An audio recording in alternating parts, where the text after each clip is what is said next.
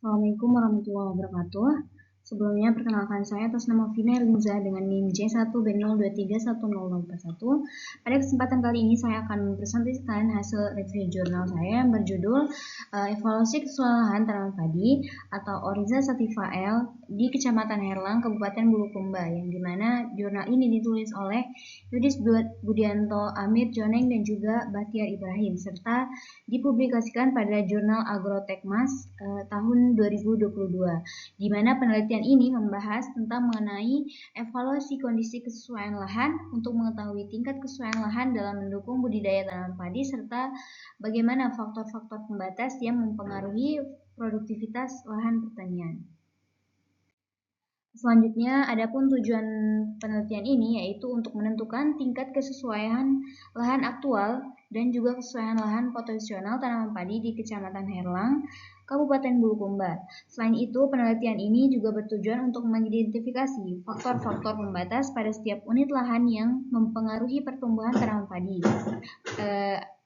Dengan adanya evaluasi lahan ini diharapkan dapat diperoleh informasi mengenai penggunaan lahan yang paling sesuai sehingga produktivitas pertanian dapat dilakukan dan ditingkatkan pengelolaan lahan dapat dilakukan secara berkelanjutan. Adapun metode penelitian yang digunakan adalah metode survei dan juga analisis deskriptif menggunakan pendekatan FAO atau Food and Agriculture Organization, serta di mana data yang digunakan terdiri dari data primer dan data sekunder, di mana data primer sendiri didapatkan melalui pengamatan lapangan dan juga pengambilan sampel tanah. Sedangkan data sekunder diperoleh dari instansi terkait seperti BMKG atau Badan Pusat Statistik. Peneliti juga melakukan pembuatan unit lahan menggunakan teknik overlay atau tumpang tindih peta penggunaan lahan, peta jenis tanah, dan juga peta kemiringan lereng. Selanjutnya dilakukan analisis parameter biofisik tanah meliputi parameter tekstur tanah, KTK tanah, pH tanah, N total, P2O5, K2O, salinitas, dan juga C organik.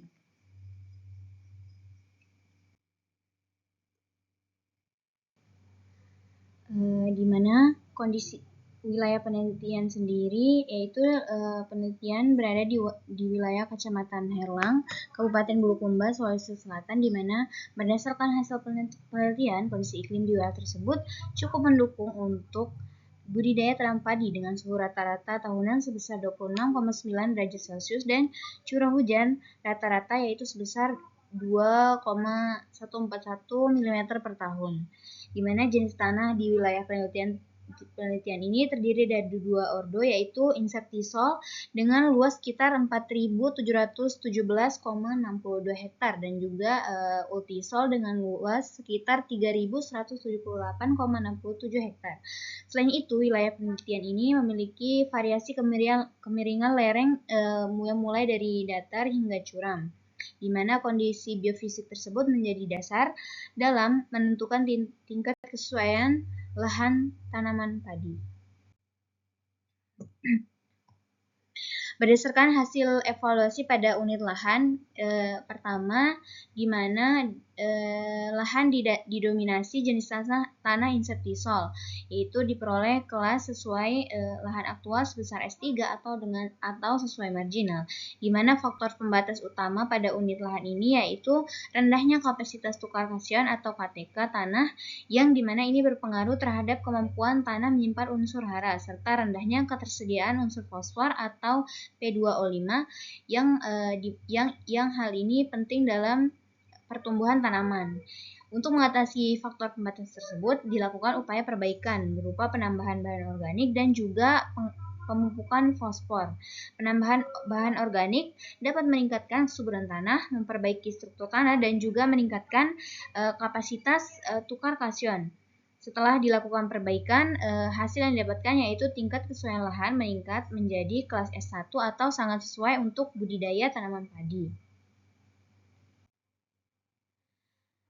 Pada unit lahan kedua, yaitu lahan dengan jenis tanah ultisol, yang dimana diperoleh kelas kesesuaian lahan aktual S3 atau sesuai marginal, di mana hasil analisis menunjukkan bahwa suhu rata-rata pada lahan ini sebesar 26,9 derajat Celcius dengan curah hujan 2,141 mm per tahun, di mana ini termasuk dalam kategori sangat sesuai bagi tanaman padi. Tetapi terdapat faktor pembatas utama, yaitu rendahnya kandungan kalium atau K2O, yang dimana ini berperan penting dalam proses pertumbuhan dan juga pembentukan hasil tanaman.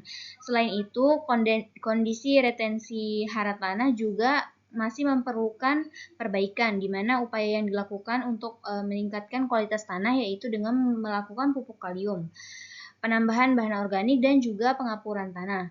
Setelah dilakukan pengelolaan tersebut, kelas kesesuaian lahan meningkat menjadi S1, yaitu atau sangat sesuai.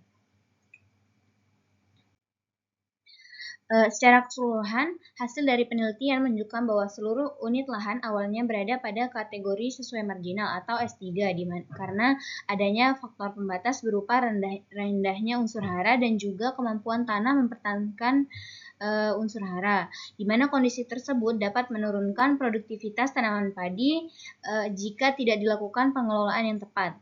Oleh karenanya, peneliti merekomendasikan perbaikan lahan melalui penambahan bahan organik berupa pemupukan fosfor dan kalium, pengapuran tanah, serta konservasi tanah untuk mengurangi erosi. Upaya perbaikan tersebut terbukti mampu meningkatkan kualitas lahan sehingga menjadi lebih sesuai untuk pengembangan tanaman padi.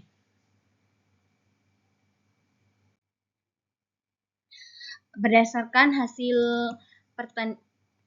penelitian yang telah dilakukan, dapat disimpulkan bahwa Kecamatan Herlang memiliki 2 unit lahan yang secara aktual di mana termasuk kelas sesuai lahan S3 atau sesuai marginal untuk tanaman padi.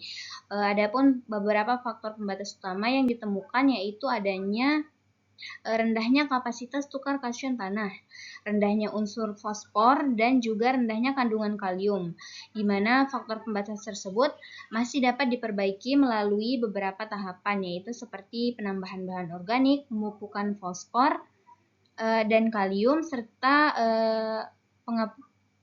pemupukan fosfor dan kalium, lalu dilakukan pengapuran serta melakukan pengelolaan konservasi. Setelah dilakukan perbaikan, tingkat kesesuaian lahan meningkat menjadi kelas S1 atau sangat sesuai, yang dimana hal ini menunjukkan bahwa lahan di Kecamatan Herlang memiliki potensi besar untuk pengembangan budidaya tanaman padi secara berkelanjutan apabila hal ini dilakukan dan dikelola dengan baik. Mungkin hanya itu yang dapat saya sampaikan. Kurang dan lebihnya mohon maaf. Wabillahi taufiq wal hidayah. Wassalamualaikum warahmatullahi wabarakatuh.